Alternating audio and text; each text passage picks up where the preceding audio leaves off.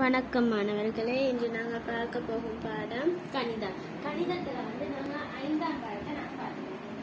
5ஆம் பாடத்தில் சுட்டிகள் தான் 5ஆம் சுட்டிகள் கிரேட் 6ல இருந்து வர தொடர்ச்சி தான் இதுல இருக்குது. சரி, இப்போ பாருங்க, இது 2 3 3ஆம் பது. இதுல இது எது அடி எது சுட்டி, இது அடி சொல்லுவோம், இது அடி, இது நம்ம சுட்டி, இதை நாங்கள் சுட்டி என்று சொல்லுவோம். சரி, சுட்டியை விடுத்து எழுதுங்க. சுட்டியை விடுத்து எழுதுங்க நாங்கள் எப்படி எழுதுறதுங்க பாருங்க.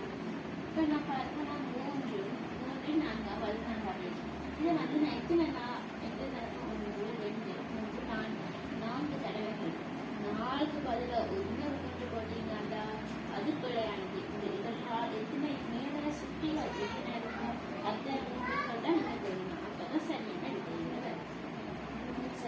உதாரணம் எண் சுட்டி குறியீடு அடி சுட்டி வாசிக்குழு. சரி, இப்ப பாருங்க, எண் 25. சுட்டி குறியீட்டுல நாங்க 1ஆல 25 பெருக்கணுமா, அது 2 தடவை ஒரே எண்கள் வரணும். அப்படி வருதா? 1ல வராது. 2ல வருமா? இல்ல.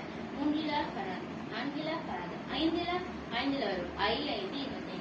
5 2 தடவை போட்டால் 25. இப்ப நாங்க இத இந்த இடத்துக்கு பதிலாக நாங்க 5 போட்டால், இந்த இடத்துக்கு பதிலாக இந்த 5 போட்டால் அது பிழையானது.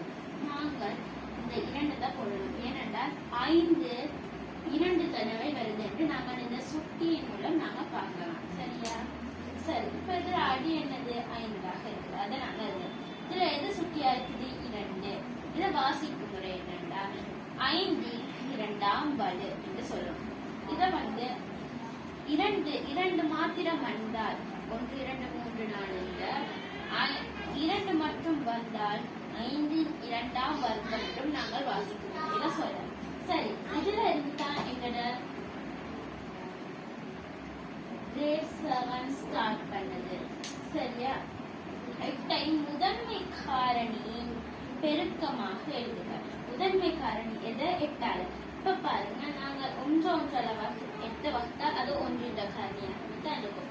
அப்ப நாங்க ஏன் 4ஆல வகுக்க கூடாது அப்படின்னு கூட நீங்க கேட்கலாம். பாருங்க, நாங்க இத வகுக்கும் போது தானா பின்களை மாத்திரம் தான் வகுப்போம். இங்க பாருங்க, 8 2ஆல நாங்க 8 2ஆல மாத்திரம் நாங்க